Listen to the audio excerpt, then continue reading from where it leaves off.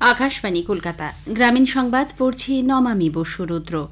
ছাত্র সমাজের ডাকা নবান্ন অভিযানে পুলিশি আচরণের প্রতিবাদে বিজেপির ডাকে 12 ঘণ্টার বাংলা বন্ধে বিক্ষিপ্ত অশান্তির খবর মিলেছে।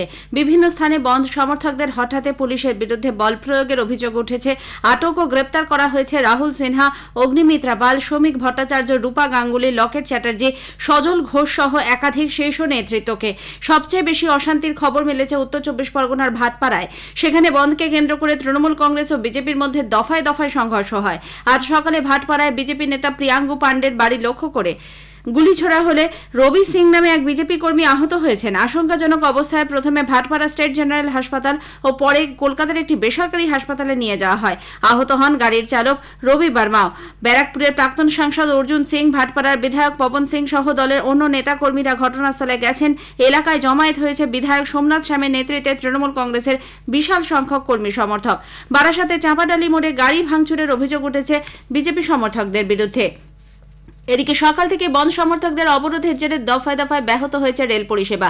শিয়ালদা মেইন ও দক্ষিণ এবং হাওড়া শাখার বিভিন্ন স্টেশনে দফায় দফায় বিক্ষোভ ও অবরোধের জেরে ট্রেন চলাচল ব্যাহত।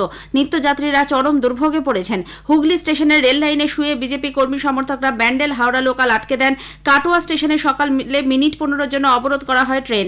পরে অবশ্য পুলিশ তা হটিয়ে দেয়। বনগাঁ, ব্যারাকপুর, ডায়মন্ড হারবার, কল্যাণী, কৃষ্ণনগর, মুর্শিদাবাদ, পুরুলিয়া, ইন্দ্রবিল সহ বিভিন্ন স্টেশনেও অবরোধ চলেছে। বিভিন্ন লাইনে দাঁড়িয়ে থাকে লোকাল ট্রেন।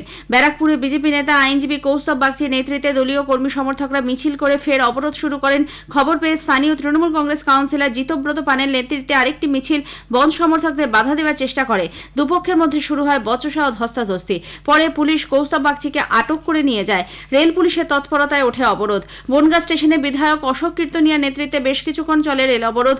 জলপাইগুড়ির ভারত বাংলাদেশ সীমান্ত হলদিবাড়িতে নিউ জলপাইগুড়িগামী ট্রেন আটকে দেন বিজেপি কর্মী সমর্থকরা। মুর্শিদাবাদ স্টেশনে বিধায়ক গৌরীশঙ্কর ঘোষের নেতৃত্বে বিক্ষোভকারীরা 3 নম্বর প্ল্যাটফর্মের সামনে রেল লাইনে বসে পড়েন। শিলিগুড়িতে বন্ধের বিরোধিতায় হাটেন মেয়র গৌতম দেব সহ তৃণমূল নেতৃবৃন্দ। অন্যদিকে মালদায় বন্ধ সমর্থকরা 34 নম্বর জাতীয় সড়ক অবরোধের চেষ্টা করলে রথবাড়িতে পুলিশের সঙ্গে তাদের ধস্তাধস্তি বাধে। কোচবিহারে উত্তরবঙ্গ রাষ্ট্রীয় পরিবহন সংস্থা কেন্দ্রীয় বাস টার্মিনাসের সামনে বাস আটকান 2 বিধায়ক মালতী রাভা রায় ও নিখিল রঞ্জন দে। পরে পুলিশ বিজেপি কর্মীদের আটক করে। জলপাইগুড়ি, উত্তর দিনাজপুরের ইসলামপুরের ডিপোর সরকারি বাস চালকরা হেলমেট পরে বিভিন্ন রুটে বাস চালাচ্ছেন। দুর্গাপুরের বেনাচিতিতে বিজেপি বিধায়ক লক্ষণ ঘড়ুইয়ের নেতৃত্বে মিছিলের ওপর হামলার অভিযোগ উঠেছে তৃণমূল কংগ্রেসের কর্মী সমর্থকদের বিরুদ্ধে। বর্ধমান শহরে জিটি রোডের বীরহাটায় টায়ার জ্বালিয়ে অবরোধ করেন বিজেপি কর্মী সমর্থকরা। হাওড়ার গুলমোহরের কাছে বন্ধের সমর্থনে মিছিল করার সময় বিজেপি কর্মীদের ওপর হামলার অভিযোগ ওঠে শাসক দলের সমর্থকদের বিরুদ্ধে।